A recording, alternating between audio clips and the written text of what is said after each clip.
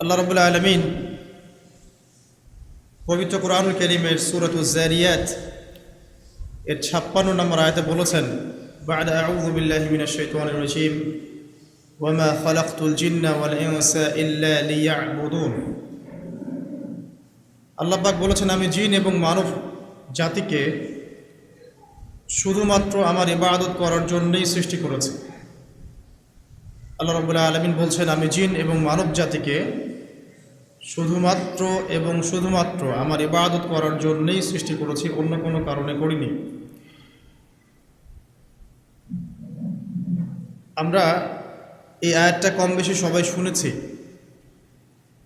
কিন্তু সমস্যা হচ্ছে কিভাবে বাস্তবে এই আয়াতটাকে প্রয়োগ করব, এই বিষয়টা নিয়ে আমাদের মধ্যে অনেক সমস্যা আছে। আল্লাহ পাক বলছেন, আমাকে আপনাকে সৃষ্টি করেছেন শুধুমাত্র ইবাদত করার জন্যেই। আর আমরা দুনিয়ার চিত্র যা দেখছি, যে আমরা দুনিয়ার কাজকর্মগুলো শেষ করে যদি সময় পাই তাহলে ইবাদত করতে আসি। আর আল্লাহ পাক বলছেন, তোমাদেরকে সৃষ্টি করেছি শুধু আমার ইবাদত করার জন্যে, আর কোনো কারণে সৃষ্টি করি নাই। আর আমরা দেখছি যে আমরা দুনিয়ার সব কাজগুলো শেষ করার পর যদি কিছু সময় থাকে তাহলেই মসজিদে আসছি, তাহলেই কোরআন তেলাওয়াত করতে বসছি, তাহলে আল্লাহর কিছু ফিকির করি, পরকালের চিন্তা করছি যদি সময় পাই। তাহলে আল্লাহর কথা আর বাস্তবতার মধ্যে আকাশ পাতাল পার্থক্য দেখা যাচ্ছে।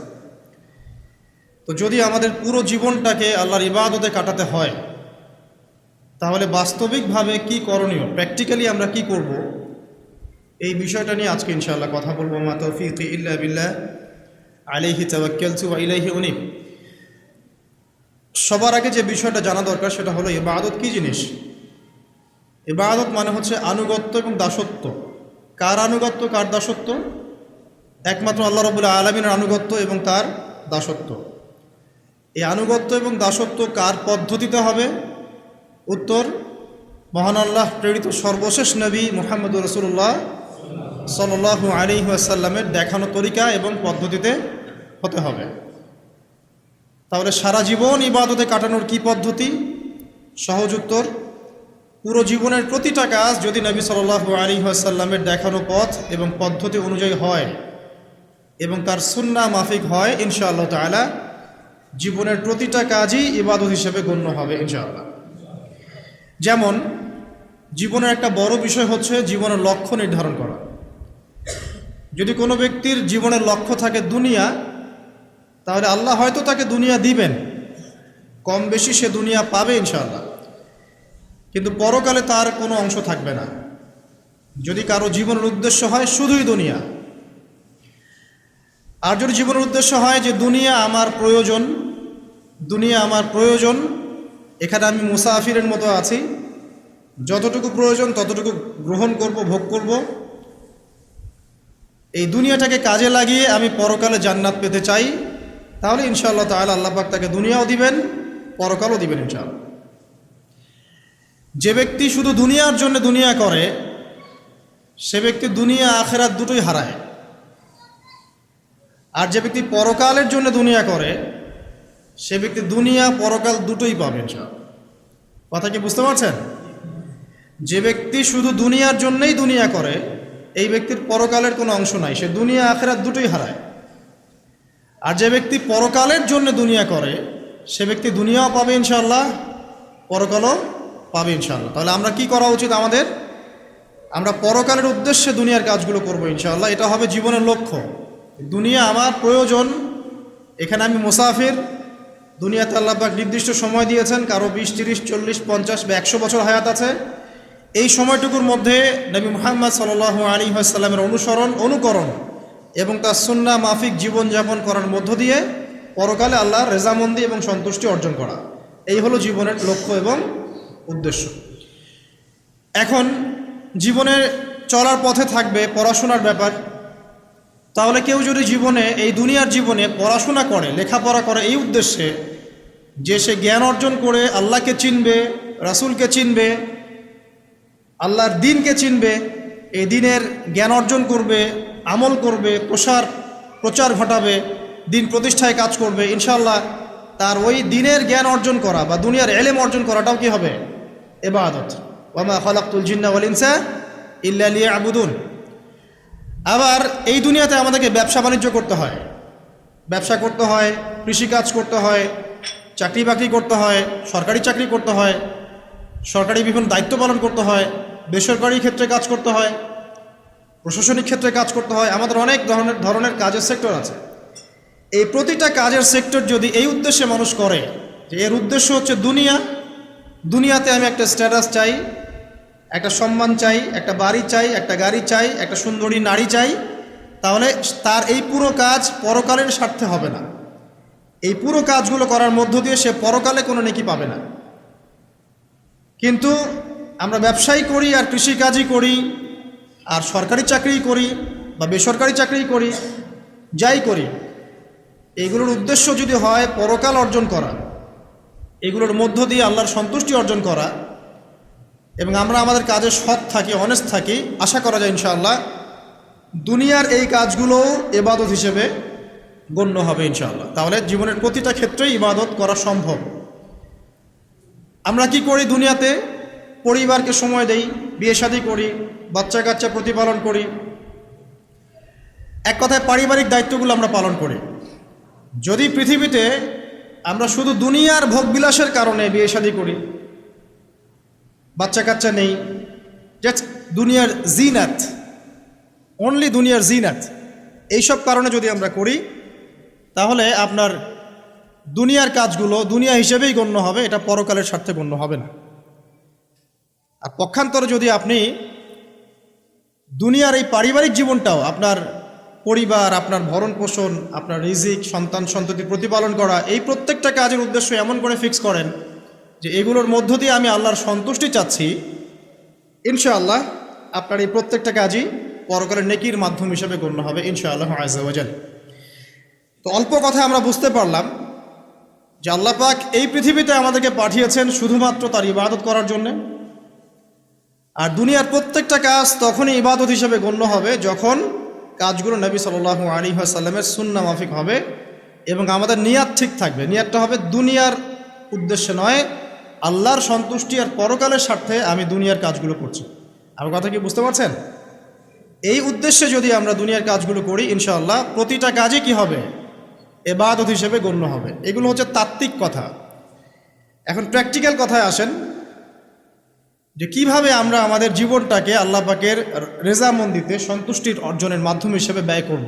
কিভাবে সম্ভব? আমরা তো তাত্ত্বিক অনেক কথাই বলছি যে করতে হবে, কিভাবে করব, প্র্যাকটিক্যালি কিভাবে করব, এই বিষয়টাই সবচেয়ে বেশি গুরুত্বপূর্ণ। আজকের খুতবা এর মূল আলোচ্য বিষয় এটাই। খুতবা চলাকালীন এদিক ওদিকে দেখার দরকার নাই, রেকর্ডিং হচ্ছে। আর আপনারা তো অজপাড়াগার মানুষ না যে কখনো ক্যামেরা দেখেন নাই, তাই না? আর বাচ্চা কাচ্চারা ওদের মতো থাকবে, ওদেরকে থাকতে দেন। যারা আমরা প্রাপ্তবয়স্ক আছি তারা আমরা খুতবায় মনোযোগ দেই এবং খুতবার মাঝখানে কোনো কথাবার্তা না বলি, মোবাইল ফোনে ব্যস্ত না থাকি। আর একটা বিষয় আমাদের জানা উচিত যে জুমার দিনে এই যে খুতবা চলছে, এই খুতবা চলাকালীন সময়ে আল্লাহ পাক দোয়া কবুল করেন। তাই মনের মধ্যে দোয়া করতে থাকবেন, মনে মনে দোয়া করতে থাকবেন। ইনশাআল্লাহ যদি আপনার রিজিক হালাল হয়, আকীদায় শিরক না থাকে, আমলে বেদাত না থাকে, ইনশাআল্লাহ আপনার দোয়া এখন কবুল হয়ে যাবে ইনশাআল্লাহ। অতএব সময়টাকে কাজে লাগান। তো প্র্যাকটিক্যালি কিভাবে কাজগুলো করবো, এটা হচ্ছে আমার খুতবার মূল জায়গা আজকের। এখনকার তরুণ প্রজন্ম হোক সে যুবক বা যুবতী, আমাদের পরবর্তী জেনারেশন এবং আমরা যারা এখন পরিবার গঠন করেছি, তাদের প্রত্যেকের জন্যই এই অংশটুকু খুব গুরুত্বপূর্ণ, বিশেষ করে তরুণ প্রজন্মের জন্য। কারণ এই বিষয়গুলো বলা যতটা সহজ, করা এতটা সহজ নয়। তবে তরুণরা চাইলে সম্ভব ইনশাআল্লাহ তাআলা। আল্লাহ পাক তৌফিক দান করুন, আমিন। আসুন আয়াতটা আগে মাথায় নেই। আল্লাহ পাক কি বলেছেন সূরা জারিয়াত 56 নম্বর আয়াতে? ওয়ামা খালাকতুল জিন্না ওয়াল ইনসা ইল্লা লিয়াবুদুন। আমি জিন এবং মানব জাতিকে শুধুমাত্র আমার ইবাদত করার জন্যই সৃষ্টি করেছি, ব্যাস। আর আপনাকে আমাকে কেন পাঠিয়েছেন আল্লাহ পাক দুনিয়ায়? শুধুমাত্র তার ইবাদত করার জন্য। আর দুনিয়ার প্রতিটা কাজই ইবাদত হিসেবে গণ্য হবে যদি আমি কাজগুলোকে কার পদ্ধতিতে করি? নবী মুহাম্মদ সাল্লাল্লাহু আলাইহি ওয়াসাল্লামের দেখানো সুন্নাত এবং পদ্ধতিতে করি। কিন্তু করব কিভাবে, এইটা হচ্ছে প্র্যাকটিক্যাল কথা। কিভাবে একজন প্রোডাক্টিভ মুসলিম হবে, এটা হচ্ছে কথা। শুরুটা করতে হবে এখান থেকে।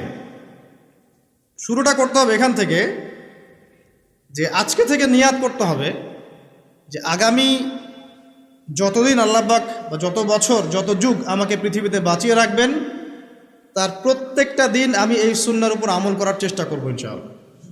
যদি পারি না পারি সেটা পরের ব্যাপার, আগে নিয়াত থাকবে আমি আমার জীবনের শেষ দিন পর্যন্ত এভাবেই এই পদ্ধতিতে আমল করে যাওয়ার চেষ্টা করব ইনশাআল্লাহ তাআলা। শুরুটা করতে হবে এখান থেকে যে আজকে এশার নামাজ যখন হয়ে যাবে, এশার নামাজ এখানে হয় হয়তোবা 9টায় বা 9:15, প্রত্যেকটা মসজিদে এভাবেই হচ্ছে। 9টায় হোক আর 9:15তেই হোক, আমরা এশার নামাজ জামাতে পড়ার চেষ্টা করবো ইনশাআল্লাহ তাআলা।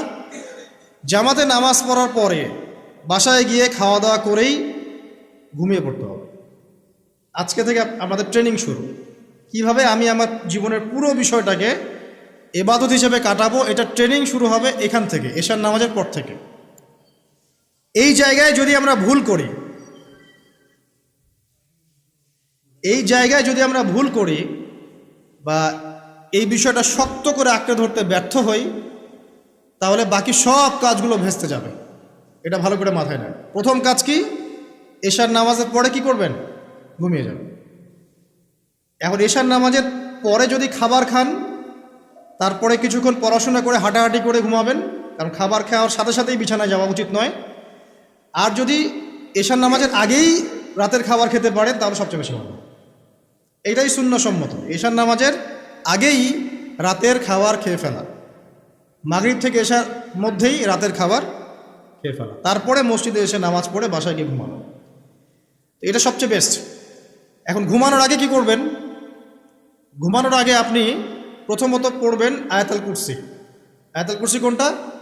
আল্লাহু লা ইলাহা ইল্লা হুয়াল হাইয়ুল কাইয়্যুম লা তাখুযুহু সিনাতুন ওয়ালা নাওম, এখান থেকে লাহু মা ফিস সামাওয়াতি ওয়া মা ফিল আরদি মান যাল্লাযী ইয়াশফাউ ইনদাহু ইল্লা বিইذনিহি ইয়ালামু মা বাইনা আইদিহিম ওয়া মা খালফাহুম ওয়া লা ইউহিতুনা বিশাইইন মিন ইলমিহি ইল্লা বিমা শা ওয়াসি'a কুরসিয়ুহু সামাওয়াতি ওয়াল আরদ ওয়া লা ইয়াউদুহু হিফযুহুমা ওয়া হুয়াল আলিয়্যুল আযীম।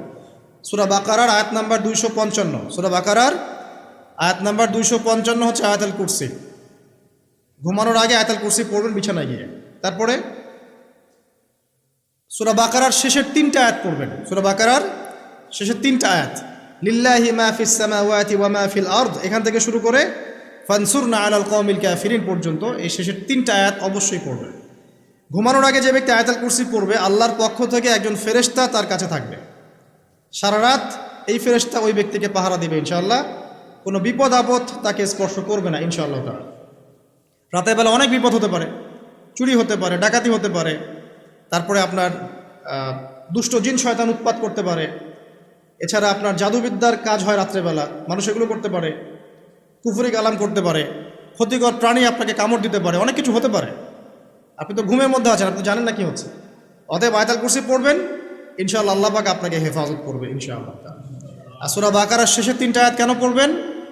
কারণ নবী সাল্লাল্লাহু আলাইহি ওয়াসাল্লাম বলেছেন, রাতের বেলা সূরা বাকারার 3টা আয়াত যে ব্যক্তি পড়বে, সারা রাত যদি আপনি নফল নামাজ পড়তেন যে নেকি হতো, এই 3 আয়াত পড়ার মাধ্যমে সেই নেকি হয়ে যাবে ইনশাআল্লাহ। ঠিক আছে? সারা রাত ধরে নফল নামাজ পড়া কি কষ্টকর না? এটা সবচেয়ে সহজ হচ্ছে আপনার সূরা বাকারার শেষের 3টা আয়াত পড়বেন, ঘুমিয়ে যাবেন ইনশাআল্লাহ, সারা রাতের নেকি আপনার আমলনামায় লেখা হবে। এগুলো শুধু বললেই হবে না আর শুনলেই হবে না, আমল করতে হবে কবে থেকে? ইনশাআল্লাহ আজকে থেকে। আল্লাহ পাক সবাইকে আমল করার তৌফিক দান করুন, আমিন। এরপর কি করবেন? এরপর 3 কুল পড়বেন। কয় কুল? 3 কুল। কোনটাকে 3 কুল বলে? বিসমিল্লাহির রহমানির রহিম, কুল হুয়াল্লাহু আহাদ এটা একটা, কুল আউযু বিরাব্বিল ফালাক এটা একটা, কুল আউযু বিরাব্বিন নাস এটা একটা। এই 3টা সূরা কার মুখস্থ নাই? এমন কেউ কি আছে যে এই 3টা সূরা মুখস্থ নাই? আছে? যদি থাকে তার গলায় দড়ি দেওয়া উচিত। যদি এমন কেউ থেকে থাকে মুসলিম সমাজে যার এই 3 কুল মুখস্থ নাই, তার গলায় দড়ি দেওয়া উচিত, লজ্জায়। আত্মহত্যা করতে উৎসাহিত করছি না, ওই যে পরীক্ষার রেজাল্ট খারাপ হলে আত্মহত্যা করে না, দেখেন না? তারও আগে তো তোমার লটকানো উচিত ছিল এই জন্য যে তুমি 3 কুলি পড়তে পারো না। এখন মুসলিম সমাজে বড় হয়ে মুসলিম পরিবারে জন্মগ্রহণ করে 3 কুল যে পড়তে পারে না, তার কি দরকার আছে বেঁচে থাকার? কি কোন মুখ নিয়ে আল্লাহর সামনে দাঁড়াবেন? কোন মুখ নিয়ে নবী সাল্লাল্লাহু আলাইহি ওয়াসাল্লামের সামনে যাবে? ইয়া রাসূলুল্লাহ, আপনার উপরে পুরো 30 পারা কোরআন নাযিল হয়েছিল, আমি 3 কুলি মুখস্থ করতে পারি নাই, আমার জন্য সুপারিশ করেন। এই কথা কোন মুখ নিয়ে বলতে যাবে? তবে কোরআন একটা কিতাব, আলহামদুলিল্লাহ। একজন হিরোইন খোরও দেখবেন সূরা ফাতিহা পড়তে পারে, তাই না? একজন হিরোইন খোরকেও দেখবেন সূরা ফাতিহা বলতে পারে। কোরআনের মুজিজা, সবার মনের মধ্যে আল্লাহ পাক কোরআন ঢুকিয়ে দিবেন। তবে চেষ্টা থাকতে হবে না? চেষ্টা করতে হবে। বাচ্চাদেরকে শেখান, বাচ্চাদেরকে লাড়া লাপ্পা না শিখিয়ে বাচ্চাদেরকে ভালো কিছু শেখান। নাহলে এইসব সন্তানরা, এইসব যুবক যুবতীরা বড় হয়ে যে ফিল্ম স্টারদের পিছনে দৌড়াবে, পর্ন স্টারদের পিছনে দৌড়াবে। বিদেশ থেকে কোনো মেয়ে যদি বাংলাদেশে আসে নাচতে, এদেরকে দেখতে টিকিট কাটতে যাবে 12,000 15,000 টাকা দিয়ে। সুসন্তান মানুষ করে যান, কুলাঙ্গার প্রজন্ম জন্ম দিয়ে কি দরকার? এর চেয়ে বাচ্চা নেওয়ারই দরকার নাই। যদি বাচ্চা কাচ্চা এভাবেই মানুষ করবেন তাহলে নেওয়ারই দরকার নাই ভাই। বন্ধা থাকেন, বিয়েই করার দরকার নেই আপনার।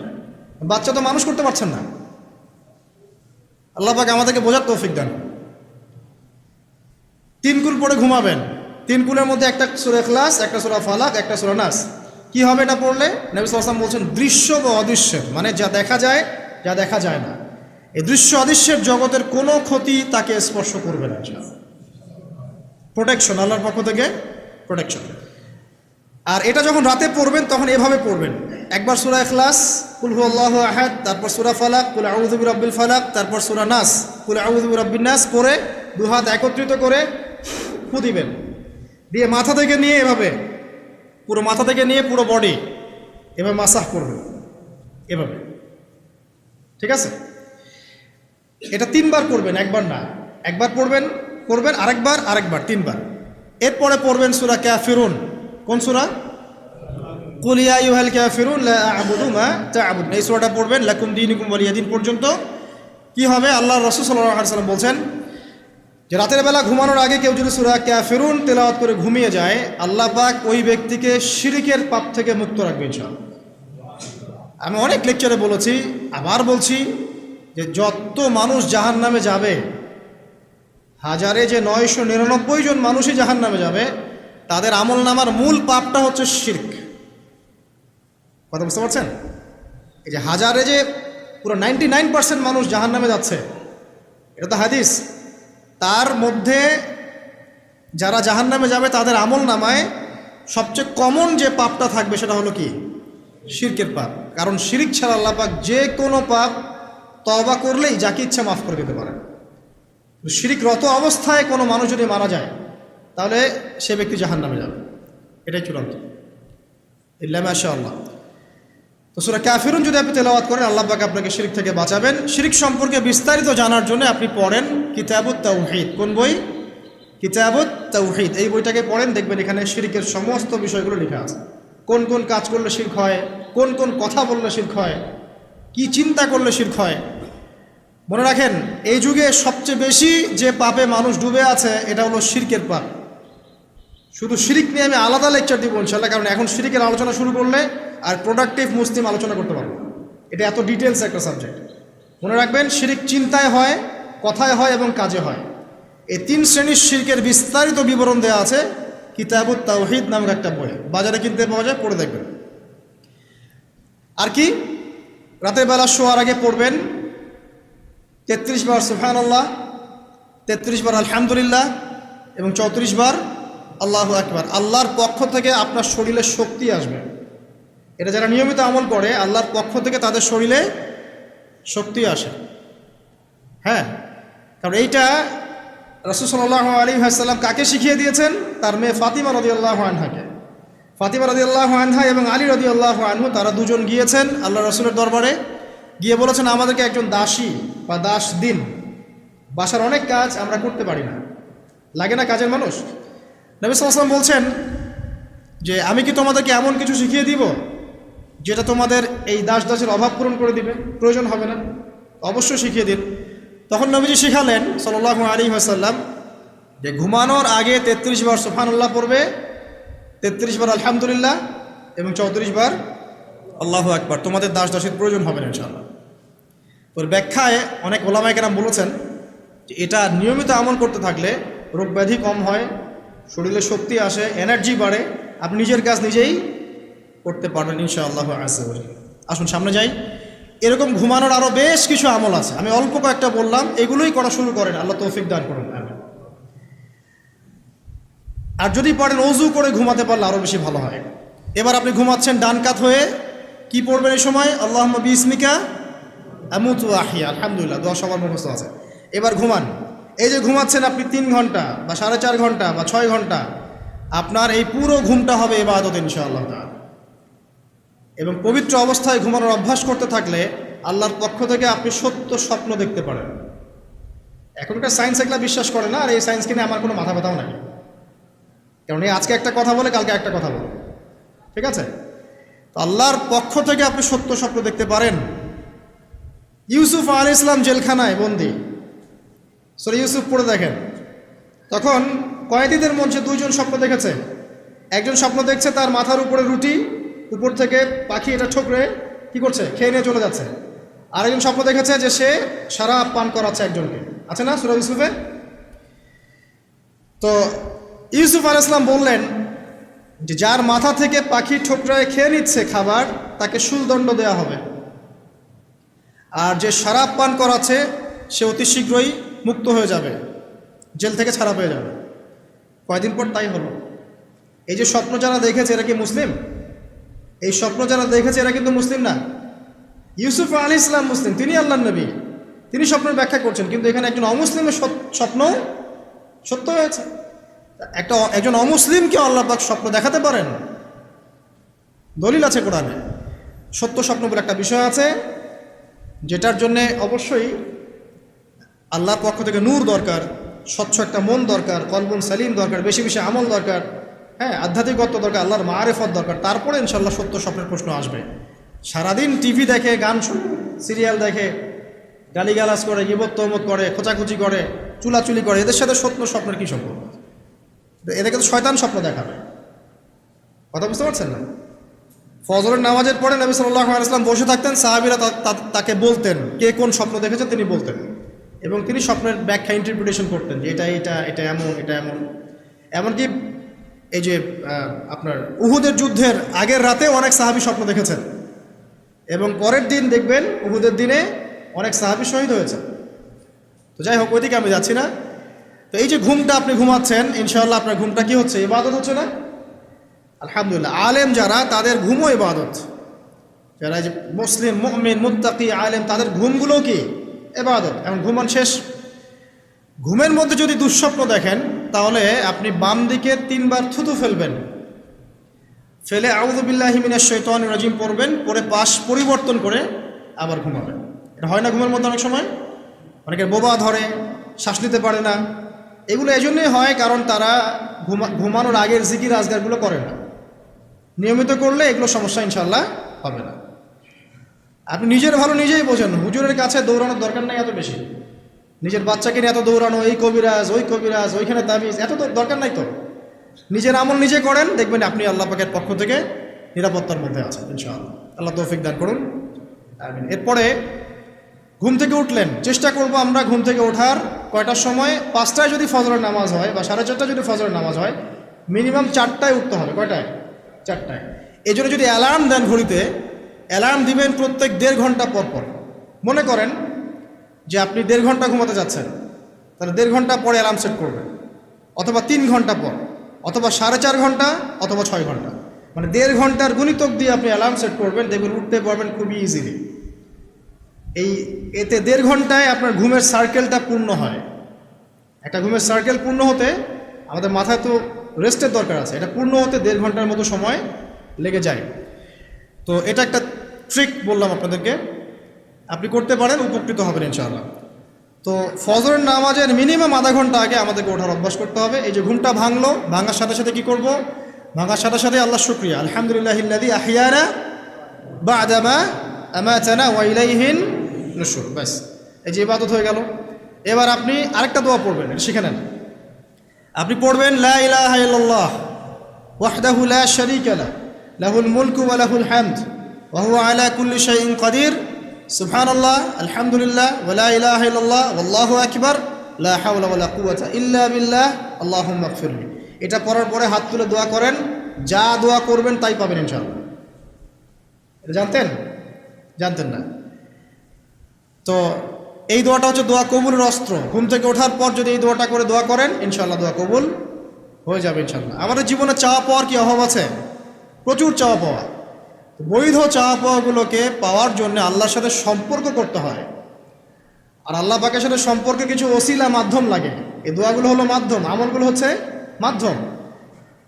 তো আল্লাহ পাক যেমনটা বলেছেন ফাজকুরুনি আযকুরকুম ওয়াশকুরুলি ওয়া লা তাকফুরুন, তোমরা আমাকে স্মরণ করো আমিও তোমাদেরকে স্মরণ করব।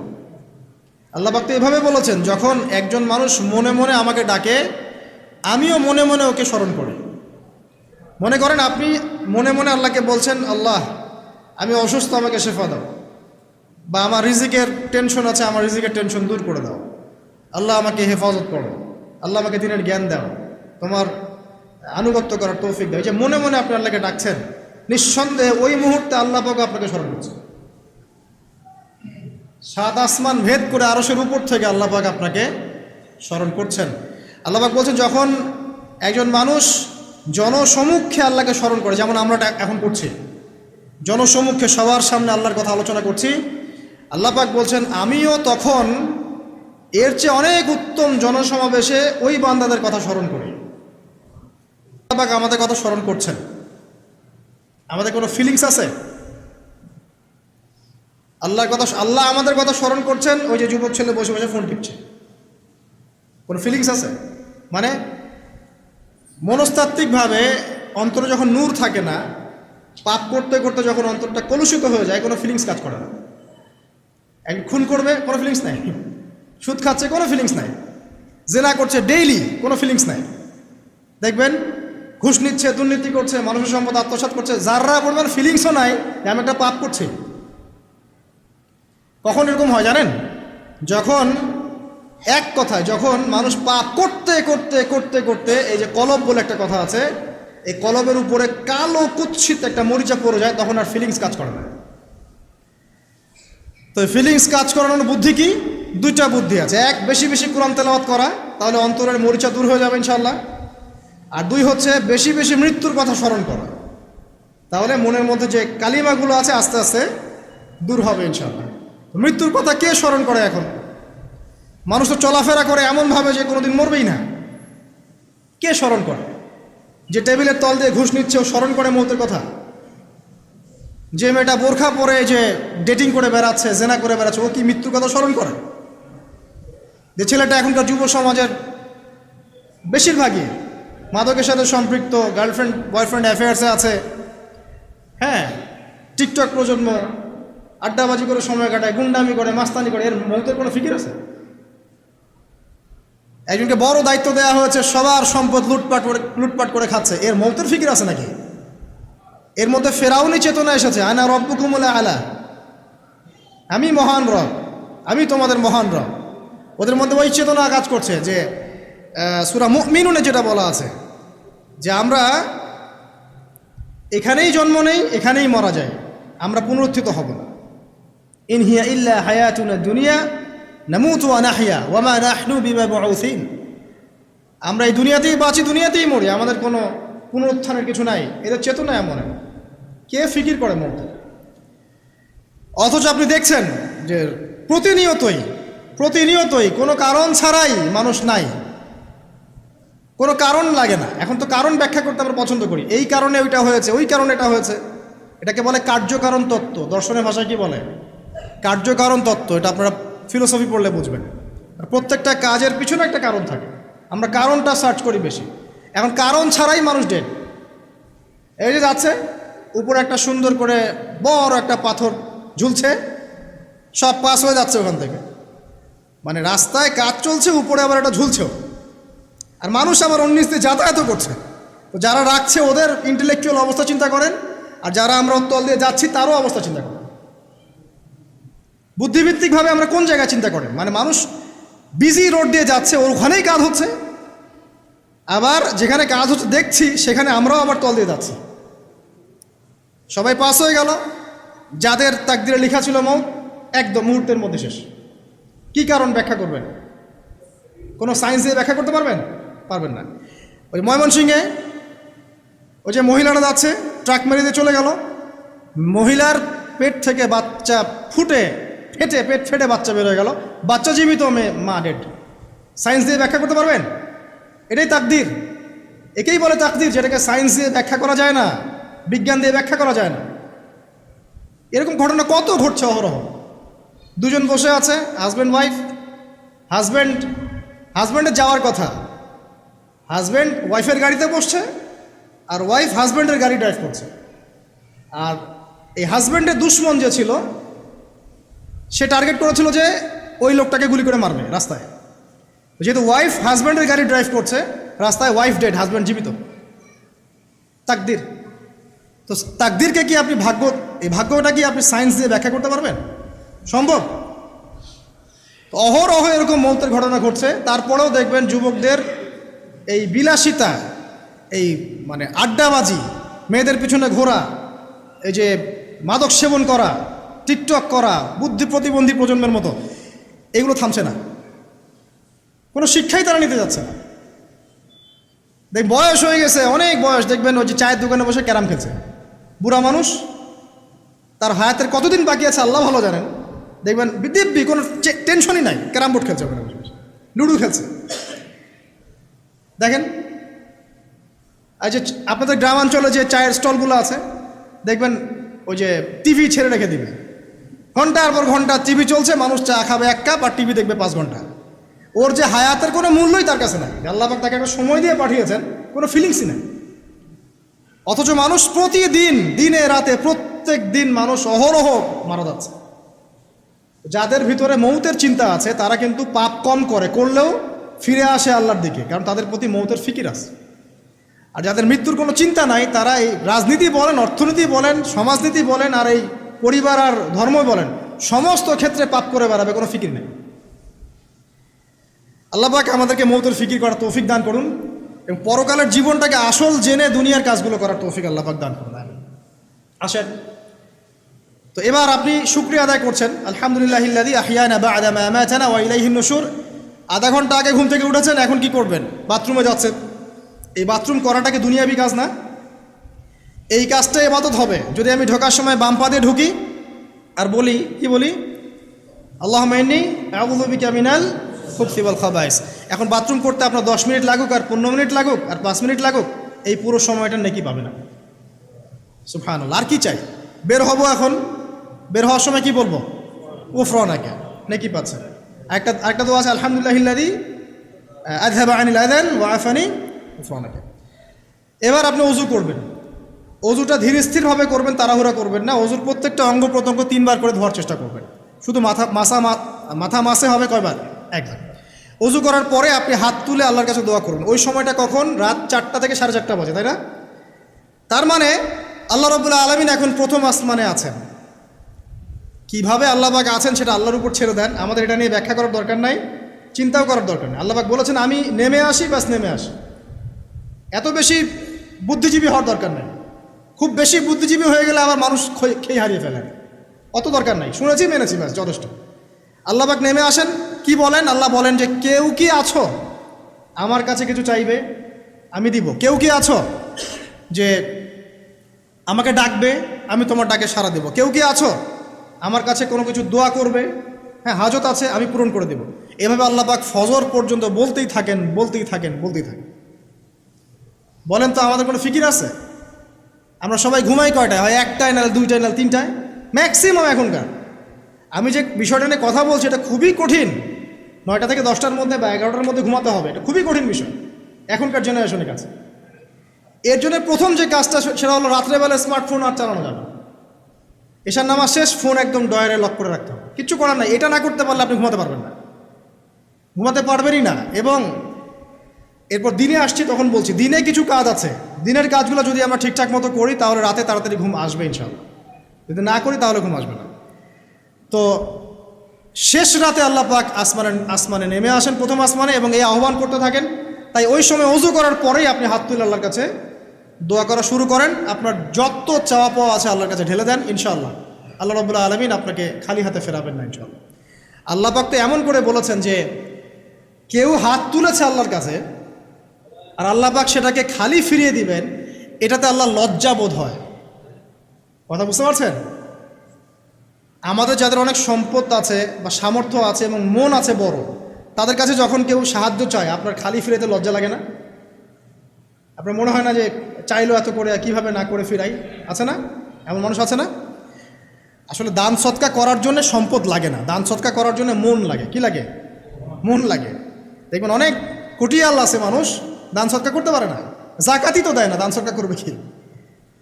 বাংলাদেশে যত কোটিপতিগুলো আছে সবার থেকে জাকাত নেওয়া শুরু করলে এদেশে কোনো দারিদ্রতা বলে কিছু থাকবে না ইনশাআল্লাহ, থাকবেই না, এটাই বাস্তব। কে উদ্ধার করবে সেই টাকা? ইমাম মাহাদি আসলে করবেন ইনশাআল্লাহ, ঈসা ইবনে মারিয়াম আসলে করবেন ইনশাআল্লাহ। তখন কে জাকাত না দিয়ে পার পায় তাই দেখা যাবে। একটা ব্যক্তি পাওয়া যাবে না জাকাত না দিয়ে পার পায়।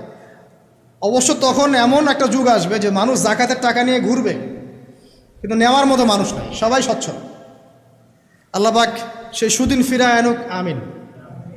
যেটা বলছিলাম যে সৎকা করার জন্য মন লাগে, আপনার টাকা লাগে না। এখন আসেন, কেউ যদি আমাদের কাছে এভাবে চায় আমরা খালি ফিরাতে লজ্জাবোধ করি। আল্লাহ পাক বলছেন যে আমার কাছে যখন বান্দা কিছু চায় তার হাতটাকে আমি খালি ফিরাই দেবো, এটাতে আমি লজ্জাবোধ করি। দোয়া করলে কয়েকটা বিষয়ের একটা হবেই, হয় আপনি সাথে সাথে সেটা পাবেন, না হলে একটু দেরিতে পাবেন, না হলে আল্লাহ পাক সেটা জমা করে রাখবেন পরকালের জন্যে। পরকালে যখন আপনি দাঁড়াবেন আল্লাহর সামনে, আল্লাহ বলবেন দুনিয়াতে তুমি এই এই বিষয়গুলো চেয়েছিলে, আমি দুনিয়াতে দেই নাই, পরকালে তোমার জন্য সঞ্চিত রেখেছি, এখন না। তখন মানুষ কি বলবো জানেন? আমরা বলবো যে আল্লাহ দুনিয়াতে কিছুই যদি না পাইতাম, আজকেই সব দিত তাহলেই হতো। তো বেশি বেশি দোয়া করার অভ্যাস তৈরি করেন, বেশি বেশি দোয়া করেন। দোয়াই ইবাদত, আর দোয়া হুয়াল ইবাদা, দোয়াই ইবাদত। দোয়া করতে থাকেন, ইনশাআল্লাহ দেখবেন আল্লাহর সাথে আপনার সম্পর্ক গাঢ় হবে। যার সাথে আল্লাহর সম্পর্ক যত বেশি গাঢ় হবে ইনশাআল্লাহ সে তত বেশি পরকালের বাসিন্দা হবে, দুনিয়ার বাসিন্দা কম হবে। আল্লাহ পাকে নূর এবং মারিফত সে অর্জন করতে পারবে ইনশাআল্লাহ তাআলা। এবারে আমরা কি করব? এবার মিনিমাম 2 রাকাত নামাজ পড়ার চেষ্টা করেন। রাতের সালাত 2 রাকাত করে আপনি 2, 4, 6, 8, 10, 12, 20 পড়তেই থাকতে পারেন, কোনো সমস্যা নেই।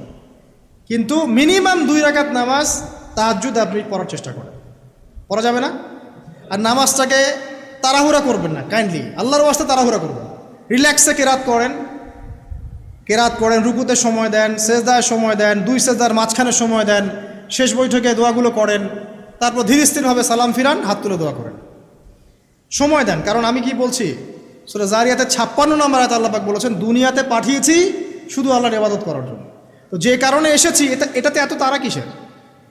অনেক মসজিদে নামাজ পড়লে মনে হয় ইমাম সাহেবকে বলি যে আপনার কি পেশাব পায়খানার চাপ নিয়ে নামাজ পড়ান? এমন অনেক মসজিদে নামাজ পড়েছি, মনে হয় ইমাম সাহেবকে ডেকে একটু কানে কানে বলি যে ভাই আপনার কি পেশাব পায়খানার চাপ আছে? মানে 4 রাকাত নামাজ 3 মিনিটের শেষ, 4 রাকাত নামাজ 4 মিনিটের শেষ, এত তাড়াহুড়ার কি আছে? হ্যাঁ, জামাতে নামাজ সংক্ষিপ্ত করতো, তাই বলে কি এত সংক্ষিপ্ত নাকি যে রুকু করার টাইম পাওয়া যায় না, সেজদা করার টাইম পাওয়া যায় না? নামাজে ধীর স্থিরতা এবং খুশুটা খুব ইম্পর্টেন্ট। নামাজে কোথায় হাত বাঁধলেন এটা নিয়ে তর্ক না করে নামাজের একাগ্রতা, মনোযোগ কতটুকু আসছে এটা নিয়ে তর্ক করেন। ভিতরের রুহটাই আসল, আধ্যাত্মিকত্বটাই আসল। হ্যাঁ, একজন ভাই হাত বেঁধেছে মনে করেন এখানে, কেউ বেঁধেছে এখানে, এটা নিয়ে ঝগড়া করেন। দেখেন নামাজে কতটুকু ফোকাস, মনোযোগ কতটুকু থাকছে, কতটুকু নামাজে আপনি দোয়া করতে শিখছেন, সেজদায় আল্লাহকে পাইতে শিখছেন। নামাজ পড়ে কি ফিল হচ্ছে যে আমি আল্লাহর সাথে কথা বলছি, আল্লাহ আমার কথা শুনছেন? আমরা তো মেকানিক্যাল নামাজ অভ্যস্ত এখন, মানে দুনিয়ার কাজের চাপ এত বেশি, জাস্ট মসজিদে যাবো, ঢুকবো, বেরো, চলে আসবো, হাজিরা দিতে আসছি মনে হয়, সিগনেচার করবো, চলে যাবো, ভাবটা এমন। এত তারা কিসের ভাই? ওমা খালাকতুল জিন্না ওয়াল ইনসা ইল্লা লিয়াবুদুন, শুধু ইবাদত করার জন্যই সৃষ্টি করেছে তোমাদেরকে। তো মসজিদে তো তাড়াহুড়া কেন? রিল্যাক্স থাকেন, মসজিদে রিল্যাক্সে নামাজ পড়েন, সময় নেন।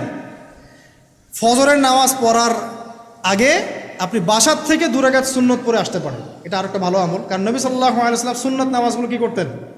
বাসায় পড়তেন। এতে বাসার মধ্যে বরকত হবে, শয়তান দূর হয়ে যাবে ইনশাআল্লাহ। এই যে তাহাজ্জুদ আপনি 2, 4, 8, 10 যত পারেন পড়েন, মিনিমাম 2 রাকাত পড়েন, ধীর স্থিরভাবে পড়েন।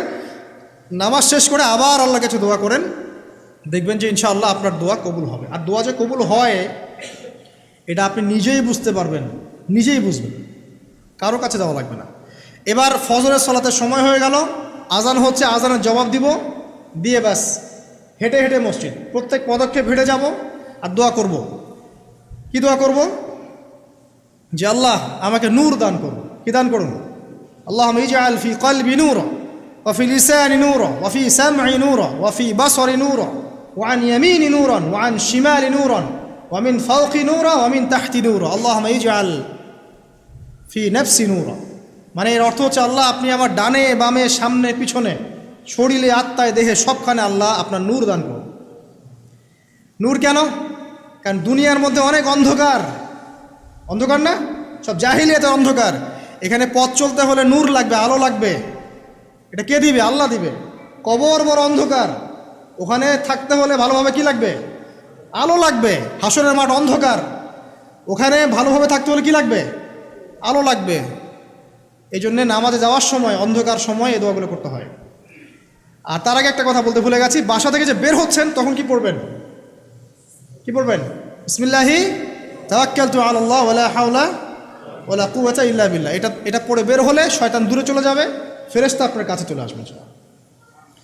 এবার নামাজে আসলাম, জামাতের সাথে নামাজ পড়বেন, ফজরের নামাজ, এবং ফজরের সালাতের কেরাতটা লম্বা করার চেষ্টা করবেন। এটা সুন্নাত, ফজরের সালাতের কেরাত লম্বা করা সুন্নাত।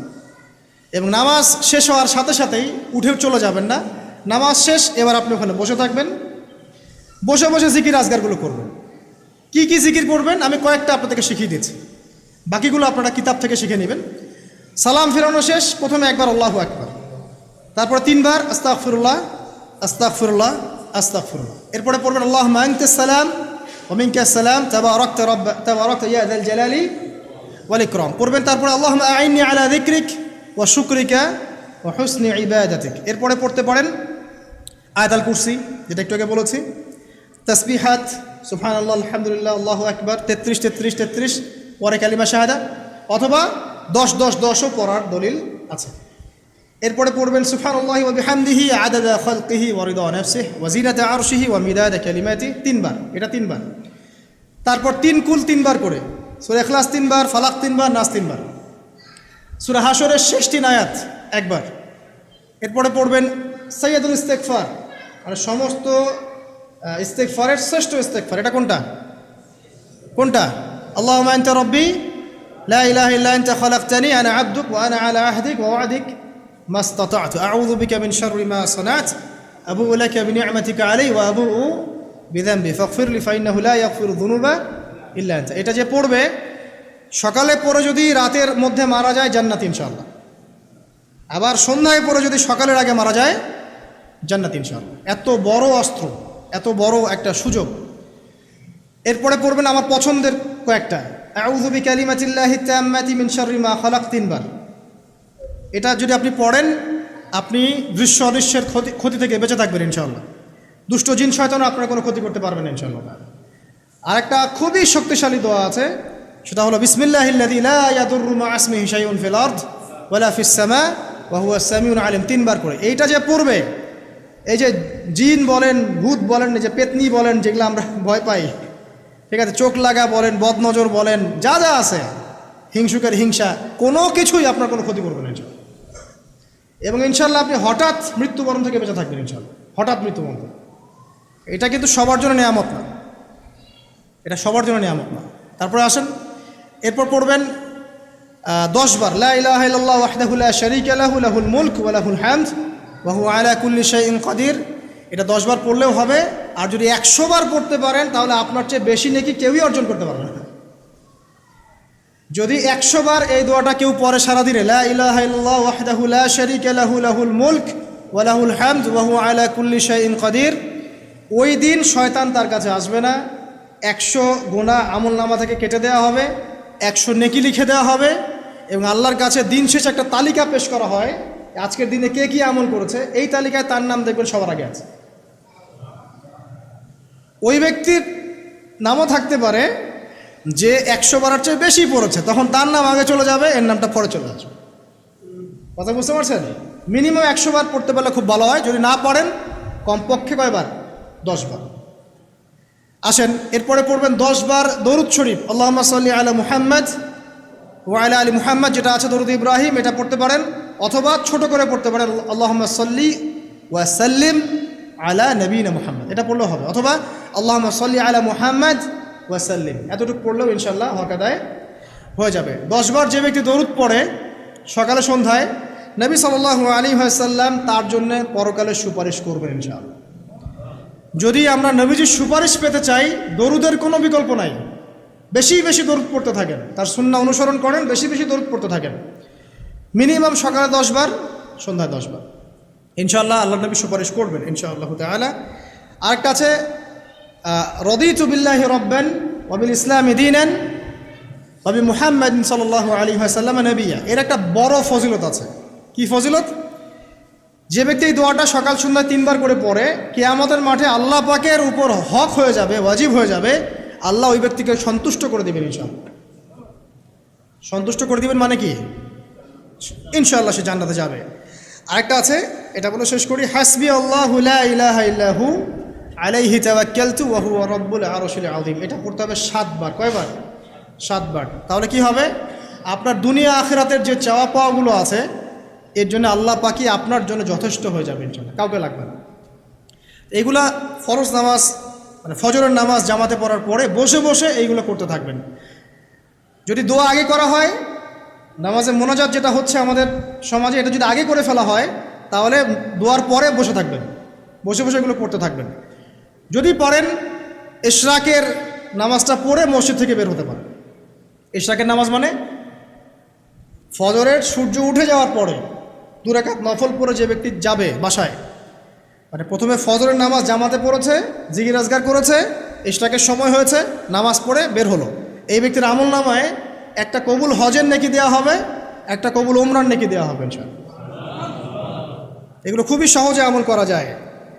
এরপরে আপনি বাসায় ফিরে গিয়ে বা মসজিদেই কোরআন তেলাওয়াত করবেন। আমরা কোরআন তেলাওয়াত করব। কোরআন তেলাওয়াত করবেন 1 পারা, 1 পারা পারেন না অর্ধেক পারা, অর্ধেক পারা পারেন না 5 পৃষ্ঠা, 5 পৃষ্ঠা পারেন না কমপক্ষে 1 পৃষ্ঠা পারবেন না, 1 পৃষ্ঠা করে হলেও প্রতিদিন কোরআন তেলাওয়াত করতে হবে। পারবেন না ইনশাআল্লাহ? প্রত্যেক হরফে 10 নেকি পাবেন। কোরআন আপনার পক্ষে সুপারিশ করবে ইনশাআল্লাহ, এবং এই কোরআন আপনাকে ছায়া দিবে, সূরা বাকারা আলে ইমরানের মতো ছায়া দিবে কিয়ামতের মাঠে। এবং এটা নবী সাল্লাল্লাহু আলাইহি ওয়াসাল্লাম যেটা বলেছেন, আল কোরআন হুজ্জাতুন লাকা ওয়া আলাইক, এটা তোমার পক্ষে সাক্ষী দিবে অথবা বিপক্ষে সাক্ষী দিবে। তো কোরআন তেলাওয়াত করবেন। এরপরে আমরা কি করি? আমরা হয়তো যে যার মতো চলে যাই, কেউ স্কুলে চলে যান, নাস্তা করেন। আচ্ছা, নাস্তার আগে একটা কথা বলি, সকালে নাস্তা করবেন এমনভাবে যে, এখনকার ডক্টররাও বলেন এই কথাটা, সকালবেলা একটু বেশি খেতে হয়, সকালবেলা একটু বেশি হেভি ফুড নিতে হয়, দুপুরে তার চেয়ে একটু কম, রাতে আরও কম। আর আমাদেরটা উল্টা, কিন্তু সকালে অল্প একটু, দুপুরে একদম বিশাল, রাতের বেলা আরও বিশাল, নাকি? তো নিয়মটা হচ্ছে এই যে সকালে খেতে হয় বেশি, সারাদিন আপনাকে কাজ করতে হবে, সকালে আপনাকে বেশি হাইজেনিক ভালো ফুড খেতে হবে, দুপুরে তার চেয়ে একটু কম, আর রাতে তার চেয়ে কম। এভাবে খেতে পারলে প্রফিটিক খাওয়া হবে ইনশাআল্লাহ। আর খাবার আমাদের সুন্নাহ মতো খাওয়ার দরকার নেই, নবী সাল্লাল্লাহু আলাইহি ওয়াসাল্লামের সুন্নাহ মতো খাই।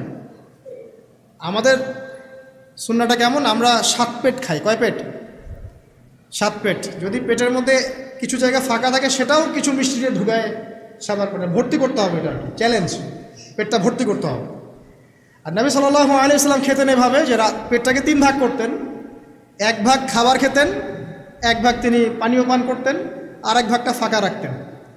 আপনি এভাবে খাওয়া শুরু করেন, দেখবেন আপনি ফিজিক্যালি ফিট ফিল করছেন এবং আপনি ক্লান্ত হচ্ছেন কম, অলসতা কম আসছে কাজে, আপনি এনথুজিয়াজম পাবেন ইনশাআল্লাহ। তো খাবারের ব্যাপারটা সতর্ক থাকে। আর এই যুগে খাবারের মধ্যে প্রচুর ভেজাল আছে, চেষ্টা করতে হবে ম্যানুফ্যাকচার্ড খাবারগুলো বাদ দিয়ে হোমমেড যে ফুডগুলো আছে, হোমমেড ফুড মানে বাসায় যেগুলো আমরা তৈরি করি, ফ্রেশ হাইজেনিক ফুডগুলো খাওয়ার চেষ্টা করতে হবে। স্পেশালি বাচ্চাদের ব্যাপারে সতর্ক থাকতে হবে। বাচ্চাদেরকে, তরুণদেরকে এমন কোনো খাবার খাওয়া যাবে না যে খাবারটা খেলে আপনি অসুস্থ হয়ে যান, আপনার স্ট্যামিনা কমে যায়, আপনি ফিজিক্যালি দুর্বল হয়ে পড়েন। এটা খুব খেয়াল রাখবেন। খাবার এই যে আপনারা যে গ্রামাঞ্চলে থাকেন, আপনারা সৌভাগ্যবান একদিক থেকে যে আপনারা ফ্রেশ খাবার উৎপন্ন করে খেতে পারেন।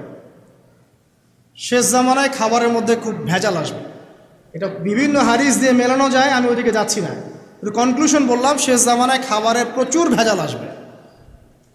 তো এই ভেজালগুলো থেকে দূরে থাকতে হলে আমাদেরকে হাইজেনিক ফুডের দিকে ফোকাস করতে হবে এবং প্রোডাক্ট খাবার উৎপন্ন করে খেতে পারলে খুব বেশি ভালো হয়, না পারলে রুট লেভেল থেকে খাবার নিয়ে আসতে হবে। আর অ্যাটলিস্ট ম্যানুফ্যাকচার যে খাবারগুলো বাজারে ঘোরাফেরা করে এগুলো অ্যাভয়েড করতে হবে। দেখতে অনেক মুখরোচক লাগতে পারে, স্বাদ অনেক মজা হতে পারে, কিন্তু এগুলো শরীরের জন্য অনেক ক্ষতিকর। এতে করে আমাদের যুব সমাজ আস্তে আস্তে কিন্তু দুর্বল হয়ে যাচ্ছে। এখনকার যুব সমাজকে তাকায় দেখেন, আমাদের বাপ-দাদাদেরকে তাকায় দেখেন, যারা এখানে বয়স্ক মুরব্বী আছে দেখেন, একজন মুরব্বীর সাথে এখনকার যুবকের কুস্তি লাগান, পাঞ্জা লাগান, বা ওই যে একটা রিংয়ের মধ্যে ঢুকায় বক্সিং ম্যাচ দেন, একটা দেখেন, দেখেন কে পারে।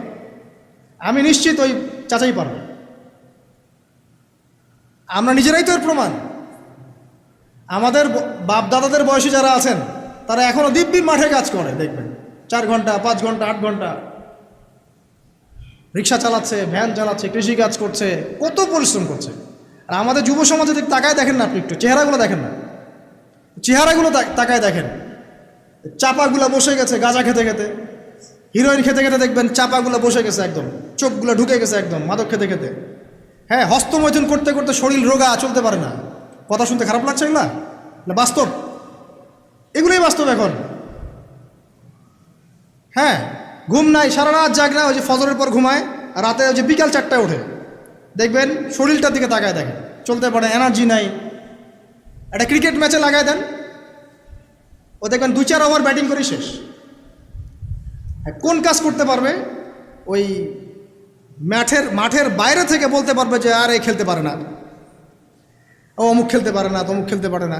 ওকে লাগাই দেন না, ব্যাটটা ধরে লাগাই দেন, দেখবেন ও কয়টা পিটাইতে পারে। দেখেন, জিম করে না, ফিজিক্যালি এক্সারসাইজগুলো করে না, স্কিল নাই।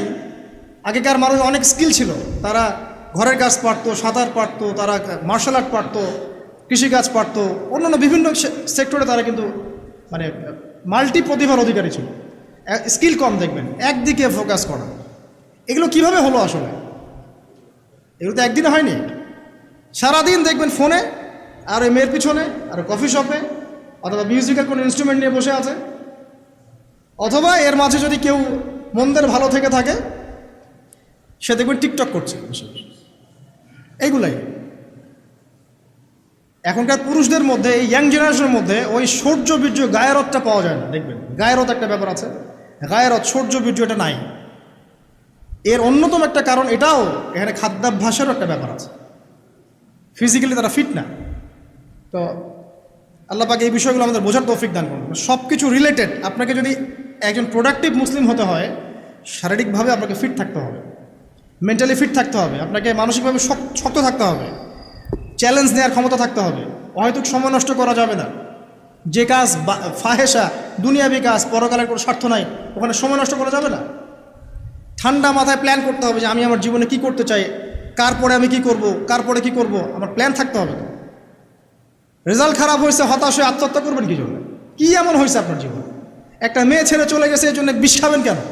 কি হয়েছে? একটা মেয়ে তো ছেড়ে চলে গেছে, মেয়ের অভাব নাকি? বোরখা পরা মেয়েরাও তো এখন কিস করে, দেখেন বোরখা পরা মেয়েগুলো দেখেন রাস্তাঘাটে ওই যে নায়কের হাত ধরে চুমু খাচ্ছে। অনলাইনে দেখে আসলাম একটু। ওই যে বলছিলাম যে সব বোরখা পরা মেয়ের মধ্যেই আপনার ইয়া থাকে না, দিনদারিতা থাকে না। সব বোরখা পরা মেয়ের মধ্যেই কিন্তু দিনদারিতা থাকে না। তো বোরখা থেকে পাগল হওয়ার দরকার নেই এত। এবং সে বলছে আমার জীবন সার্থক। মানে একজন গায়রে মাহরাম ব্যক্তিকে, ফিল্ম স্টার একজন গায়রে মাহরাম ব্যক্তি, তাকে সে হাত ধরে চুমু খেয়ে বলছে তার জীবন সার্থক। তাহলে কোন প্রজন্ম লালন করে কবরে যাচ্ছে ওরা চিন্তা করেন একটু এখন? আশ্চর্য একটা বিষয়। আর এগুলো আমরা প্রমোট করছি অনলাইনের মধ্য দিয়ে। যে কোনো অনলাইনে দেখবেন এটা চলছে রাতারাতি। মানে এগুলো উস্কানো হচ্ছে। আমাদেরকে শোনেন, আমাদেরকে এগুলো এইসব পাপের মধ্যে এমনভাবে নিয়ে আসা হচ্ছে যে মনে হচ্ছে এগুলো স্বাভাবিক। এক সময় একটা মেয়ে যদি রেপড হতো, মানুষের মাথা ব্যথা শুরু হয়ে যেত, অফিস আদালত কোর্ট কাচারি করে একাকার করে ফেলতাম। এখন রেপ হতে হতে হতে হতে মনে হয় এটা স্বাভাবিক। আগে একটা মানুষ মদ পান করলে তার মধ্যে একটা ফিলিংস থাকতো আমি খারাপ কাজ করছি। এখন এই মদকে প্রমোট করতে করতে মদটাকে এত ইজি করে ফেলা হচ্ছে, মনে হচ্ছে এটা স্বাভাবিক বিষয়। মানুষ খুন করাটা, আগে একটা মানুষকে খুন করলে মানুষ মনে হতো যেটা এটা বিশাল পাপ, একটা সমাজের মানুষ ওর দিকে খারাপ চোখে তাকায় থাকতো। আর খুন হতে হতে হতে মানুষ মিডিয়াটাকে প্রমোট করছে, করতে করতে এটা নর্মাল। এই পাপগুলোকে নর্মাল করে ফেলার ট্রেন্ডটা মিডিয়ার মধ্য দিয়ে করা হয়েছে, স্বাভাবিকভাবে নেওয়া হচ্ছে সব কিছু। গার্লফ্রেন্ড বয়ফ্রেন্ড অ্যাফেয়ার্সকে আগে মানুষ লুকায় লুকায় করতো, চিঠি দিলেও লুকায় লুকায়, যেটা কেউ জানতে না পারে। এখন ওপেন রাস্তায় সব, মানে এটা নর্মাল করে ফেলা হচ্ছে। আরও যে কী হবে সামনে আল্লাহ ভালো জানেন। সুবহানাল্লাহ, যারা বড় বড় শহরগুলোতে থাকি তাদের তো মানে দিন শুরু হয় আল্লাহ নাফরমানি দিয়ে, আর রাত আসে মানুষের গজব দিয়ে, মানুষের অভিশাপ দিয়ে। মেয়েরা আগে যদি বেপর্দায় চলতো লজ্জা করতো, একটা লজ্জাবোধ ছিল, যে একটা লজ্জা লাগতো যে না আমি খারাপভাবে চলছি, মানুষ আমাকে দেখছে কেমন লাগছে। এখন দেখবেন ও গেঞ্জি পরে হাঁটছে, কোনো ফিলিংসই নাই, স্বাভাবিক, নর্মাল করে ফেলা হচ্ছে এগুলো সব কিছু। ছোট ছোট মেয়েগুলোকে রেপ করা হচ্ছে, ছোট ছোট বাচ্চা মেয়ে, দেখবেন কয়দিন পরে এটাও স্বাভাবিক হয়ে যাবে। প্রতারণা, আগে মানুষ প্রতারণা করলে মানুষ মনে করতো যে আমাকে মানুষ প্রতারক মনে করতে পারে, একটা চক্ষু লজ্জা কাজ করতো। এখন সেই চক্ষু লজ্জা নাই, নর্মাল। ঘুষ নেওয়াটাকে মানুষ মনে করতো আগে যে কেউ জানতে পারলে হয়তো সমস্যা, নর্মাল, এখন নিতেই পারে, ঘুষ ছাড়া হবে না তোমার জব। করাপশনে মানুষ গেলে মানুষ ভয় করতো যদি জেনে যায় আমার চাকরি থাকবে না। এখন নর্মাল, ও বড় করাপ্টেড, তার চেয়ে ছোটটা আরেকটু কম, তার চেয়ে ছোটটা আরেকটু কম, একটা চক্র সব কিছু, এভরিবডি ইনভলভ এগুলোর মধ্যে, টপ টু বটম সবাই ইনভলভ। এরকম সিচুয়েশনে আমরা কিভাবে দিন নিয়ে পালন করব যদি শক্ত না হই? সব চলে যাচ্ছে, আজ থেকে সব চলে যাচ্ছে। একটা সময় ছিল একজন মুসলিম ব্যক্তিকে অন্যায়ভাবে মেরে ফেলবে, একজন মুসলিম নারীকে অন্যায়ভাবে রেপ করবে, মানুষ চিন্তাই করতে পারত। একজন মুসলিম নারীর সম্ভ্রম বাঁচানোর জন্যে এই ভারতবর্ষে সশস্ত্র যুদ্ধ হয়েছে বিন কাসিমের নেতৃত্বে, একটা মেয়ের ইজ্জত বাঁচানোর ইস্যুকে কেন্দ্র করে। এখন লক্ষ লক্ষ মুসলিম মেয়ের ইজ্জত নষ্ট করা হচ্ছে, কারো কোনো ফিলিংস নাই, স্বাভাবিক। একটা রাষ্ট্রদূতকে হত্যা করেছিল তাবুক যুদ্ধের সময়, নবী সাল্লাল্লাহু আলাইহি ওয়াসাল্লাম 30,000 সৈন্য নিয়ে ধাওয়া করেছিলেন। এত বড় সাহস আমার রাষ্ট্রদূতকে হত্যা করো? এখন সারা বিশ্বে লক্ষ লক্ষ মুসলিম হত্যা করা হয়েছে, কারো কোনো ফিলিংস নাই। মানে আমি বুঝাতে যাচ্ছি আপনাদেরকে, সব কিছুকে নর্মাল করে ফেলা হয়েছে। কয়দিন পর দেখবেন ছেলে ছেলে নর্মালি বিয়ে করে ফেলবে। দেখেন এখন একটু চক্ষু লজ্জায় কাজ করে যে আমি সমকামী, মানুষ কি মনে করবে? আস্তে আস্তে দেখবেন এমন সময় আসবে ও মনে করবে যে নর্মাল। সব কিছুকে এই মিডিয়ার মধ্যে দিয়ে নর্মাল করা হচ্ছে। এসব মিডিয়াগুলো ইউজ করা থেকেও দূরে থাকা উচিত। আল্লাহ পাক আমাদেরকে হেফাজত করুন, আমিন। আসুন, ফজরের সালাতের কথা বলছিলাম, আমি অনেক দূরে চলে গেছি। জাস্ট পড়েন, ফজরের নামাজ পড়েন, সময়টা কাজে লাগান। আমি বলছি সময়গুলোকে কাজে লাগান। ফজরের পর খাওয়া দাওয়া করবেন, রাসূলের সুন্নাহ মতো খান, ইবাদত হবে ইনশাআল্লাহ। এরপরে আপনি কিছুটা সময় এক্সারসাইজ করেন, খেলেন, মাঠে গিয়ে খেলেন, কোনো সমস্যা নাই। ওই টিকটক চালানোর চাইতে, পর্ন দেখার চাইতে মাঠে গিয়ে খেলেন। মাঠে ফুটবল খেলেন আধা ঘন্টা, বা ক্রিকেট খেলেন, বা এমন কোনো খেলা খেলেন যে খেলাটাতে আপনার শারীরিক কসরত হচ্ছে, তাও খেলেন। অথবা এগুলোতে সুযোগ না থাকলে আপনি চলে যান জিমে গিয়ে জিম করেন, ফিজিক্যালি কাজ করেন। অথবা মাঠে গিয়ে আপনার বাবাকে সাহায্য করেন, আপনার বাবা যে গেছে মাঠে তাকে সাহায্য করেন। আল্লাহ পাক আমাদেরকে তৌফিক এনায়েত করুন, আমিন। ফিজিক্যালি ফিট থাকার চেষ্টা করা হোক। এরপরে আসেন, সকাল 10টার দিকে যখন চলে আসবো আমরা, তখন আমরা চেষ্টা করব 2 রাকাত চাশতের নামাজ পড়ার জন্য, বা সলাতুদ দুহা যেটাকে বলা হয়। সলাতুদ দুহা যে ব্যক্তি পড়বে তার রিজিকে আল্লাহর পক্ষ থেকে বরকত নেমে আসবে ইনশাআল্লাহ। এরপর কি করবেন? এরপর আমরা হয় কেউ যাব স্কুলে, কেউ কলেজে, কেউ হয়তো অফিসে, কেউ ব্যবসায়। আর আমরা এখন সবাই আমাদের এক কর্মক্ষেত্রে যাব। যারা শিক্ষাক্ষেত্রে যাব স্টুডেন্ট হিসেবে, তারা চেষ্টা করব কি, আমরা চেষ্টা করব যে আমরা যে জ্ঞানটা অর্জন করছি এই জ্ঞানটাকে যেন ইসলামের কল্যাণে কাজে লাগাতে পারে। আপনি জেনারেল লাইনেই পড়েন আর মাদ্রাসা লাইনেই পড়েন, একই নসিহত। আর যারা মাদ্রাসা লাইনে পড়বেন, সকালবেলা উঠে মাদ্রাসায় যাবেন, তারা নিঃসন্দেহে আল্লাহর বাছাইকৃত বান্দা, সৌভাগ্যবান বান্দা। তাদের উচিত হবে না দিনের জ্ঞানটাকে দুনিয়ার জন্য ব্যয় করা। তাদের উপর বেশি দায়িত্ব পড়তে হবে যে তারা যেন দিনের জ্ঞানটাকে দিয়ে আল্লাহর জমিনে দিনটার প্রচার এবং প্রসার ঘটায়। আল্লাহ পাক তাদেরকে কবুল করুন, আমরা দোয়া করি। তো পড়াশোনা করতে যারা যাব আমরা এই চিন্তা করে যাব, যারা পড়াতে যাব তারাও চিন্তা করব যে এমন কিছু শেখাবো যেটা শিখলে আমার স্টুডেন্টের পরকালটা টিকবে, দুনিয়াতেও কল্যাণ হবে, পরকালটাও টিকবে ইনশাআল্লাহ। জেনারেল নলেজগুলো খুব ইম্পর্টেন্ট। ইসলামিক নলেজগুলোর সাথে সাথে আমাদেরকে অবশ্যই ইংরেজি বলেন, সায়েন্স বলেন, এই যে আপনার ম্যাথামেটিক্স বলেন, পলিটিক্যাল সায়েন্স বলেন, জিও পলিটিক্স বলেন, ইকোনমিক্স বলেন, মেডিকেল সায়েন্স বলেন বা ইঞ্জিনিয়ারিং বলেন, এগুলো পড়তে হবে, জানতে হবে। না জানলে আমরা কি করব? আমরা কিন্তু বহির্বিশ্ব থেকে ছিটকায় চলে আসবো, আমরা কিন্তু ওদেরকে চ্যালেঞ্জ করতে পারবো না। তো এই জন্য কোরআন সুন্নাহর জ্ঞানের সাথে এই জ্ঞানগুলোও লাগবে। অতএব যে যেখানে পড়াশোনা করছেন অনেস্টির সাথে পড়াশোনা করেন, আপনার জ্ঞানটাকে ইসলামের কল্যাণে কাজে লাগানোর চেষ্টা করবেন ইনশাআল্লাহ। এটা গেল এডুকেশন সেক্টর। যারা আমরা ব্যবসায় যাব, রাতে তাহাজ্জুদ পড়েছি, ফজর জামাতে পড়েছি, ইশরাক পড়েছি, এখন কি ব্যবসায় গিয়ে মাপে কম দিব? ওখানে ইবাদত নাই, ওখানে ব্যবসায় মাপে কম দেওয়া যাবে না। ওখানে গিয়ে কি আমি মাল মজুত করব? ওখানে গিয়ে কি আমি মালের মধ্যে পণ্যে ভেজাল দিব, মিশাবো? একজন সৎ এবং অনেস্ট ব্যবসায়ী, নবীজি বলছেন সাল্লাল্লাহু আলাইহি ওয়াসাল্লাম, একজন সৎ এবং অনেস্ট ব্যবসায়ী কিয়ামতের মাঠে নবীদের সাথে থাকবে ইনশাআল্লাহ। আর যারা মাপে ভেজাল দিবে, পণ্যে ভেজাল দিবে, অন্যকে ঠকাবে, নবীজি বলছেন মান ওয়াশানা ফালাইসা মিন্না, যে ব্যক্তি মানুষের সাথে ধোঁকাবাজি করে, প্রতারণা করে, মাপে কম দেয়, ঠকায়, মজুত করে, জনগণকে কষ্ট দেয়, গভর্নমেন্টকে চাপে ফেলে, এরা আমাদের উম্মতের অন্তর্ভুক্ত। অতএব ব্যবসা করলেই যে পার পেয়ে যাবে এমন নয়। ব্যবসা করতে হবে করার মতো আমানতদারিতার সাথে। অবশ্যই মাপ ঠিক রাখতে হবে, মজুতদারি করা যাবে না, আমাদের পণ্যে ভেজাল মিক্স করা যাবে না, কৃত্রিম সংকট তৈরি করা যাবে না। এগুলো যদি করেন তাহলে আপনার নাম যেমন উম্মতে মুহাম্মাদি থেকে কাটা পড়ে যায়, দুনিয়াতে আল্লাহর পক্ষ থেকে দুইটা আযাব আসে। এক হচ্ছে ওই জনগণের মধ্যে, ওই জনসমষ্টির মধ্যে দুর্ভিক্ষ নেমে আসতে পারে এবং বৃষ্টিপাত বন্ধ হয়ে যেতে পারে।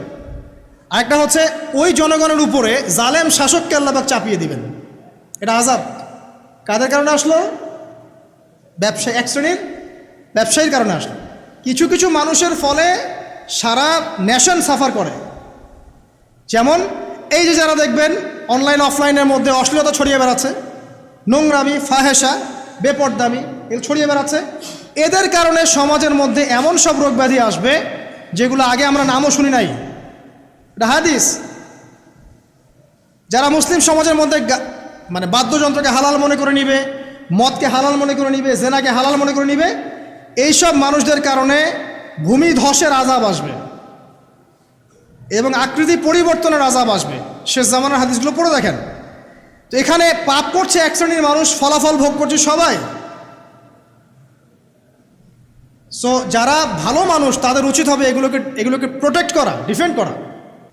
আর আমাদের কাছে এরাই রকস্টার, যারা মুসলিম সমাজের মধ্যে বেপরদামি, অশ্লীলতা, ফাহেসা এগুলো ছড়িয়ে দিচ্ছে যে না, এরা আমাদের আইডল। এখন ওদের পোস্টার বাসায় লাগিয়ে রাখে, ওদের সাথে একবার দেখা করতে পারলে জীবন সার্থক হয়ে যায়। আল্লাহর কাছে ওদের কী দাম আছে যতক্ষণ না তওবা করে ফিরে আসছে?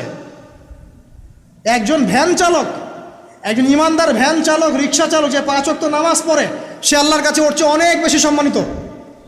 ওই ভ্যান চালকের কাছে কি অটোগ্রাফ নেন আপনি? ওই রিক্সাওয়ালার কাছে কি অটোগ্রাফ নেন? এইসব এই হ্যামিলনের বাসিওয়ালার পিছনে না গিয়ে এরা যুব সমাজকে টেনে নিয়ে যাচ্ছে অশ্লীলতার দিকে, ফাহেসা কাজের দিকে, বেফাস কাজ, কোনো পরকালীন কোনো স্বার্থ নাই। বিনোদনের নামে, সংস্কৃতির নামে এরা মানুষকে দিকে টেনে নিয়ে যাচ্ছে। আর আমাদের যুব সমাজ, তোমাদেরকে আমি আইডল দেখাবো ইনশাল্লাহ পরের লেকচারগুলোতে। খালিদ বিন ওয়ালিদ তোমার আইডল, আলী ইবনে আবি তালিব তোমাদের আইডল, মুহাম্মদ সাল্লাল্লাহু আলাইহি ওয়াসাল্লাম তোমার আইডল, ইমাম হুসাইন তোমার আইডল, মোহাম্মদ বিন কাসিম তোমার আইডল, তারেক বিন জিয়াদ তোমার আইডল, ওমর ইবনে খাত্তাব তোমার আইডল। আইডল খুঁজে পাও না তোমরা জীবনে আইডল খুঁজে পাও না? কাকে ফলো করবা? একজনের নাম বলবো, একজন অনলি, মুহাম্মদ সাল্লাল্লাহু আলাইহি ওয়াসাল্লামের পরে একজনের নাম যদি বলতে বলেন আমাকে, আলী রাদিয়াল্লাহু আনহুর জীবনী পড়ো যাও, আলী ইবনে আবি তালিব রাদিয়াল্লাহু আনহুর জীবনী পড়ো যাও, গিয়ে দেখো তোমার আইডল এখানে বসে আছে, লুকিয়ে আছে। তাদের আইডলের মধ্যে তাদের মধ্যে ছিল ব্যক্তিত্ব, শৌর্যবীর্য, আনুগত্য, জ্ঞান, প্রজ্ঞা, দিন প্রতিষ্ঠার তামান্না, জিহাদ, এবং তারা বদর, উহুদ, খন্দক, খায়বার করেছেন। শেষ পর্যায়ে যখন তাদেরকে মৃত্যুবরণ করতে হয়েছে, তখনও তাদেরকে সামন থেকে কেউ আক্রমণ করতে পারে নাই, পিছন থেকে আক্রমণ করতে হয়েছে। বীরদেরকে কেউ সামন থেকে মারতে পারে না, পিছন থেকে মারতে পারে। আইডল খুঁজে পাও না তোমরা? মেসি তোমার আইডল, নেইমার তোমার আইডল, ওই যে বলিউড হলিউডের নায়ক নায়িকা তোমাদের আইডল? সুবহানাল্লাহ, বাংলাদেশের নায়ক নায়িকা তোমাদের আইডল? যারা জীবনে কত পাপ করেছে তারা নিজেরাই জানে, ওদের বিবেকই ভালো করে জানে যে ওরা কত পাপ করেছে। তোমাকে বাইরের চাকচিক্য দেখে মনে হচ্ছে খুব সুন্দর সুশ্রী, ভিতরের কলিজাটা এদের কুৎসিত কালো। আলেম ওলামার কাছে এসে পড়ে থাকো, যারা বড় বড় ওলামায়ে কেরাম তাদের কাছে এসে পড়ে থাকো, তারা তোমাদেরকে পথ দেখাবে ইনশাআল্লাহ। আল্লাহ পাক বোঝার তৌফিক দান করুন। আমি আর লম্বা করছি না, শেষ করে দিচ্ছি ইনশাআল্লাহ। লেখাপড়া এবং ওয়ার্কের বিষয়গুলো বলছিলাম যে আমরা যারা লেখাপড়া করব, প্রফিটিক লাইফস্টাইল করতে হলে এবং প্রোডাক্টিভ মুসলিম হতে হলে লেখাপড়াটা করতে হবে আল্লাহ সন্তুষ্টির জন্যে। চাকরি বাকরি, ব্যবসা বাণিজ্য যাই করে, কৃষিকাজ, সব কিছুর উদ্দেশ্য হবে কি? আল্লাহ সন্তুষ্টি অর্জন করে, এবং ওই ক্ষেত্রে সৎ থাকা, কাউকে না ঠকানো, মাপে কম না দেওয়া, দুর্নীতি না করা, ঘুষ না নেওয়া। তাহলে আপনার জীবনের প্রত্যেকটা কাজই কি হবে? ইবাদত হিসেবে গণ্য হবে ইনশাআল্লাহ তাআলা। শেষ করার আগে আমরা জোহরের ওয়াক্তে চলে আসছি। আপনি আপনার জব সেকশনে কাজ করছেন, নামাজের ওয়াক্ত হলো, নামাজ পড়ে নেবেন। আচ্ছা, নামাজের আগে আপনি 4 রাকাত সুন্নত পড়বেন, শেষে 2 রাকাত। চেষ্টা করবেন দিনে 12 রাকাত সুন্নত পড়ার জন্য। ফজরের আগে 2, জোহরের আগে 4, পরে 2, 6 আর 2 8, মাগরিবের পরে 2, এশার পরে 2। এই যে মোট 12 রাকাত সুন্নাত যে ব্যক্তি নিয়মিত পড়বে, জান্নাতে আল্লাহ পাক তার জন্য একটা ঘর নির্মাণ করবেন ইনশাআল্লাহ তাআলা। প্রতিদিন একটা ঘর, প্রতিদিন একটা করে ঘর আপনি পেতে পারেন মাত্র 12 রাকাত নফল বা সুন্নাত আদায় করার মধ্য দিয়ে। জোহরের ওয়াক্ত চলে আসলো, আমরা যেখানেই থাকি, স্কুলে বা কলেজে, ইউনিভার্সিটিতে বা চাকরি ক্ষেত্রে, নামাজটা পড়ে নেব ইনশাআল্লাহ। এরপর আবার কাজে যান, কাজ করেন, লাঞ্চ করেন, খাওয়া দাওয়া করেন, আবার খাওয়ার সুন্নাহ ভুলে যায় না। 7 পেট না, 1 পেট খাওয়ার, 1 পেট পানি, 1 পেট ফাঁকা, এবং হাইজেনিক ফুড, ম্যানুফ্যাকচার না। তারপরে যান, রেস্ট করেন, কাইলুলা যেটাকে বলে, 1 থেকে 1.5 ঘন্টা রেস্ট করেন, ঘুমান। তারপরে আপনি বিকাল সময়টা আবার আসরের নামাজ পড়েন, আপনার কর্মক্ষেত্রে কাজগুলো সারেন। সন্ধ্যায় আপনি আবার বাসায় ফিরে আসবেন। এই সন্ধ্যায় বাসায় ফিরে আসবেন, ফিরে আসার পরে মাগরিবের সালাত পড়লেন জামাতে। পড়ার পরে বিকেল টাইমটা, মাগরিবের আগে বিকেল টাইমটা আপনি ঘুরতে যান, পরিবারকে সময় দেন, বাচ্চাদেরকে সময় দেন, একটু দিনী ভাইদের সাথে বসেন, বা ওই সময় যদি কোনো হালাকা অ্যারেঞ্জ করা যায়, মসজিদ ভিত্তিক তালিমে বসেন, 2টা হাদিস পড়েন, কোরআন দার্স নেন, বা অনলাইনে কোনো লেকচার শুনেন, বা বই পড়েন, কিছু একটা করেন। আর পরিবারকে সময় দেন। পরিবারকে সময় দেওয়ার পর মাগরিবের ওয়াক্ত হয়ে যাওয়ার পরে, মাগরিবের নামাজ শেষ, ফজরের পর আপনি যে আমলগুলো করেছেন মাগরিবের পর, সেই আমলগুলো আবার করতে হবে, সেম কাজ। এভাবে করতে করতে দেখবেন 1 ঘন্টা চলে গেল। বাসায় গিয়ে আপনি পরিবারকে সময় দেন, আপনার অফিসের কাজ, হোমওয়ার্ক, স্কুলের কাজ, ইউনিভার্সিটির কাজ, এগুলো শেষ করেন। শেষ করার পরে আপনি রাতের খাবার খেয়ে নেন, খেয়ে নিয়ে আবার চলে আসেন মসজিদে, এশার নামাজ পড়েন, পড়ে বাসায় গিয়ে জাস্ট ঘুম, আর দেখা দেখি নাই। তখন আপনি আবার দেখবেন ফজর ওই 4টা 3টে উঠতে পারবেন, তাহাজ্জুদ পড়তে পারবেন, ফজর পড়তে পারবেন, আবার আপনার দিনটা লম্বা হবে ইনশাআল্লাহ। এভাবে 1 দিন 2 দিন না, সপ্তাহে 7 দিন, মাসে 30 দিন, বছরে 365 দিন যখন এই প্রজন্ম কাটাতে পারবে, আমরা কাটাতে পারবো, তখন আমাদের মুখে মানাবে দিন ইসলাম প্রতিষ্ঠার কথা। তার আগে আমাদের মুখে এসব কথা মানায় না। এখন আমাদের মুখে এসব কথা এখন মানাচ্ছে না, কারণ আমরা তো আমলই করছি না, আমাদের ঈমান আকীদা ঠিক নাই, আমাদের প্রফেটিক লাইফস্টাইলই তো নাই, নবী সাল্লাল্লাহু আলাইহি ওয়াসাল্লামের মতো লাইফস্টাইলই তো নাই আমাদের। তাহলে আমাদের দ্বারা কেমন করে দিনের পতাকা আল্লাহর জমিনে প্রতিষ্ঠিত হবে বলেন তো দেখি?